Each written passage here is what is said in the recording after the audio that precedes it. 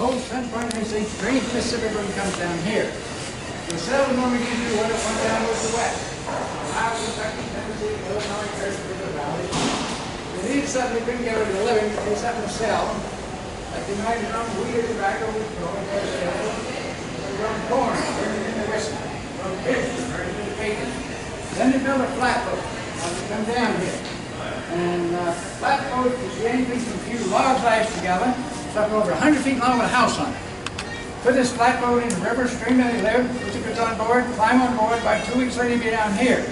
Once they got down here, then they would sell off the goods, break up the boats, sell the lumber, buy whatever supplies they needed, and walk back to where they came from. The Natchez Trace in Mississippi, the way you walk back from New Orleans back to Nashville, Tennessee. Take you about 2 months if you weren't killed with a bandage. Even rugged people. Abraham Lincoln actually made a couple of trips down here in flatboat. But New Orleans became more important after 1812, and then steamboats going up and down the river. Primarily delivering raw materials and cotton from upriver, then shipping goods about all these valleys up the Mississippi. So a lot of Americans started coming in. So this was a major commercial center. And it was basically a money-making machine. You can make a fortune very quickly here. For example, one German cotton broker made $1.2 million in 3 days. Now this is the mid-1800s. No Yankee dollars, no income tax, no Social Security. But Americans coming in and wanted to build homes. But the Creoles, who were the descendants of the original French and Spanish settlers, really disliked Americans. They were culturally just very different. There were two major reasons. One was religion. Most people coming in were Protestant. Under the French and Spanish, it was almost exclusively Catholic. Another big problem was language.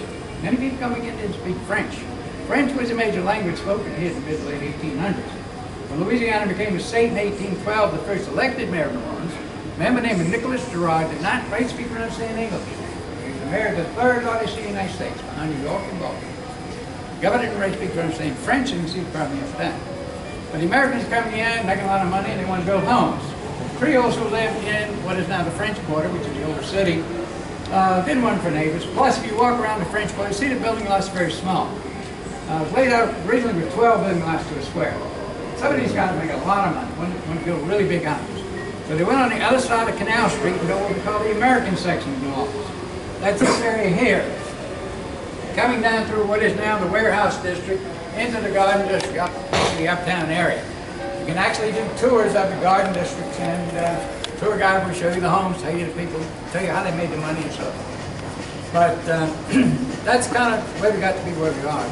But as far as burial procedure is concerned, when the French first got here, the first thing they started doing was building levees along the river to keep the river from overflowing on them. Since that was the highest part of the city, when somebody died, they just buried in the levee. Just wrapped the body in shrouds, the whole levee was body and covered up. The only problem with that was when the river became high, the levees became saturated. Bodies were popping back up and floating down the street. See that kind of thing. So a few years later, opened a cemetery not too far from where we are right now, in what is now the French Quarter. There they're banging the ground. The only problem with that was we had a very high water table. So if you dug a hole in the old days, it filled up almost to the top of the water. So if you're being buried in the ground in the old days, they put you in a wooden coffin, they punch holes in it, put rocks in it. After the precinct family left, they put it in the water. Then they could either use two big long poles to push it down, but they didn't have the pole, the two biggest men to stand on to push it down the water. When you fill it with water, then you put one back on top, and generally it wouldn't float back up there. But by late 1700s, that cemetery filled up, and we needed another cemetery. And this was a Spanish colony, so the Spanish ruling council authorized the Catholic Church to open another cemetery. That's the cemetery we're going to. It's called St. Louis No. 1. Originally it was just St. Louis, but we opened up 2 other St. Louis cemeteries. So now it's St. Louis No. 1.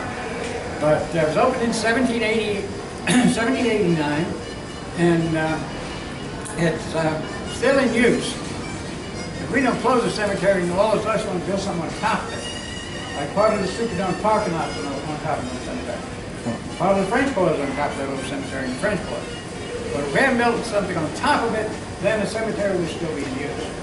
And I'll tell you how we accomplish that in just a few minutes. Any questions of that? Let's go ahead over to the cemetery.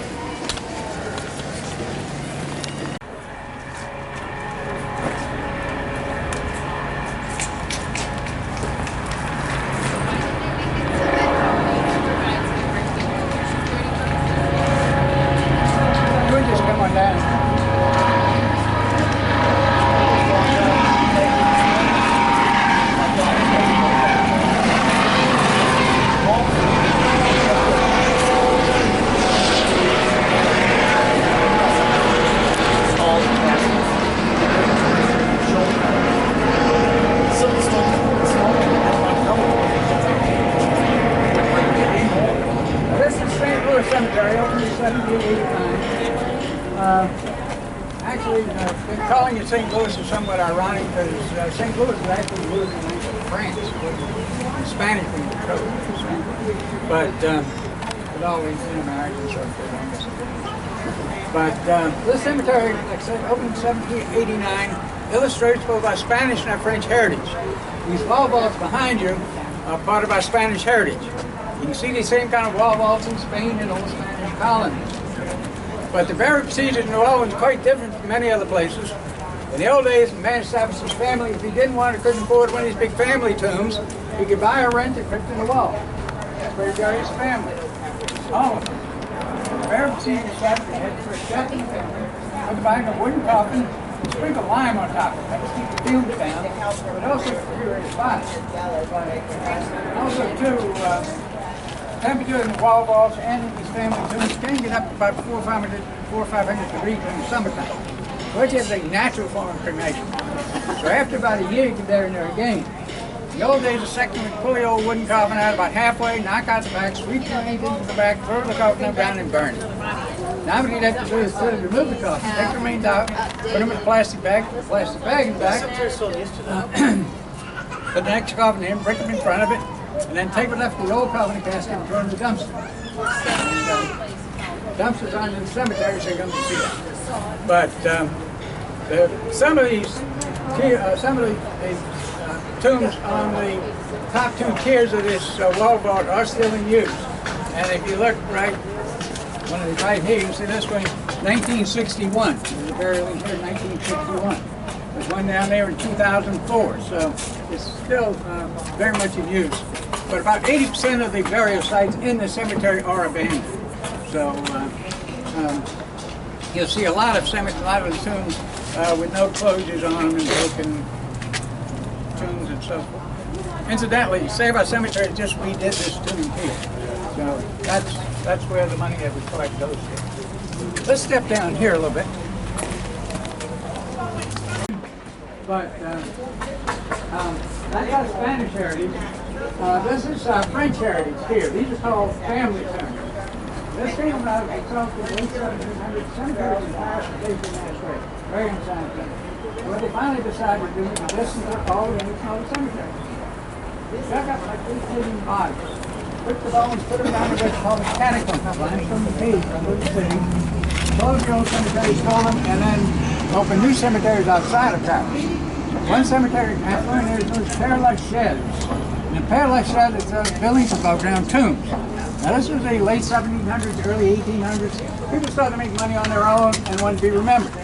And so these became basically monuments to themselves and their family. Now this is a typical double family tomb owned by the Alfred Lecomte families. And as families intermarry, they will sometimes buy tombs together for their burials. And the Alfred Lecomte family owns a tomb. They actually have a deed to it. You have a deed to it just like you have to your house. You can actually sell it if you want to, as long as you can get clear title to it. Since this is relatively new, you can probably get a clear title. But the tomb is configured in such a way, this is a double family tomb. I remove this marble closure tablet, which you see is a slab across the middle for the top coffin. On the bottom there are pipes for the second coffin. Pipes are there in order to give you access to a raised area or a dugout area down at the bottom known as a cabole, a cave. That's where the remains go to make plastic down. The same basic burial treatment as in the wall vault.